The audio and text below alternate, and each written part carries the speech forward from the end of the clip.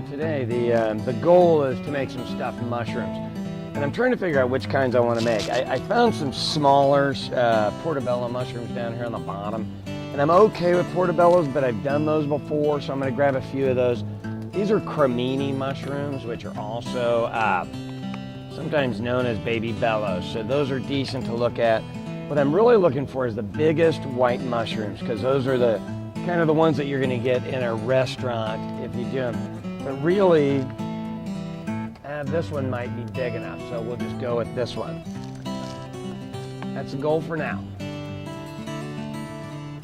Now the best thing I can show you here is I'm going to put some water on to boil. The white mushrooms, you really want to boil them. The portobello mushrooms, big old giant ones, kind of in the oven, and you want to roast those. And the reason you're doing that is you want the mushrooms to be a little cooked through. And then the filling we're going to put in is cooked. So right before guests come, you just pop that stuff back in the oven, and by the time they're ready to go, everything's there, and it works out pretty well. It's easier than it seems. There's just a few steps to it, all right? So the portobellos and the baby bellows, I'm just going to pop in the oven. Now, the other thing I really do want you to learn is what to do with portobello mushrooms. You pop out that middle.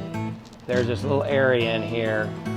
Literally, gently scrape it out. It doesn't need to be completely clear, but it really does need to be partially. And it only takes a couple of seconds. And if you're mixing cheese in there, it'll make a huge, huge difference. So you're kind of getting all the mushrooms in one day speech today. That kind of scares me a little bit, but we'll be all right with it. There we go. So all these ones are ready to go in.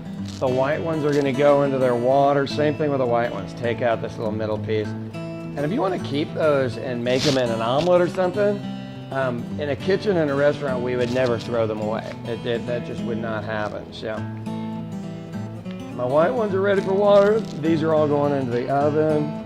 And we'll get working on the fillings here in just a minute.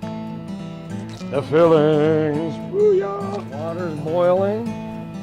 So the ones are going into the water. And don't go crazy on these. You're only gonna boil these for a couple of minutes. And the oven is looking maybe 20 minutes on that deal. Change that temperature. All right, so you guys just wanna take these out. Now, you don't want them all the way soft. You want them semi-soft because you know you're gonna heat them back up in the oven again.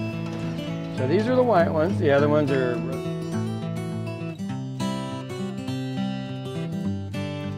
Now, let's move over to our ingredient pile here.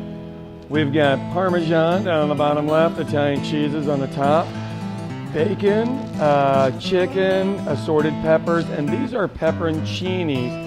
They're the kind of little green pickled pepper that you see all the time. And right over there hiding from us, little rough mashed potatoes to hold everything together. So we're just gonna mix these, stuff these over the top, and we're ready to roll. When I get young kids working in the kitchen, the big thing that I always try to tell them is sometimes just leave things alone and let them cook. You know, like right here, we're just mixing stuff. Peppers, pepperoncini, so you get a little bit of spice, need some cheese, need our chicken. That piece of bacon's too big, so we're gonna go over to this side. Some of this Parmesan, because I want it to go on top, because when this stuff browns, it's absolutely beautiful. Okay, so the mix is like this. Well, guess what? It's too dry, so we've got to come up with something to mix in with it. So we're gonna use mashed potatoes.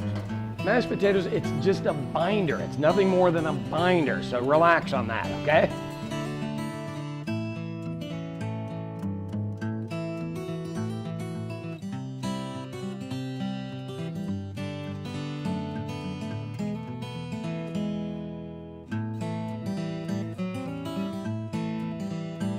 Now we're just gonna fill these. Start with your portobellos because they're the biggest.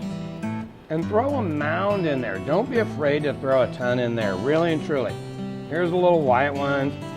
And gosh darn it, make sure you don't just get the mashed potatoes. Make sure you get the actual flavor and ingredients.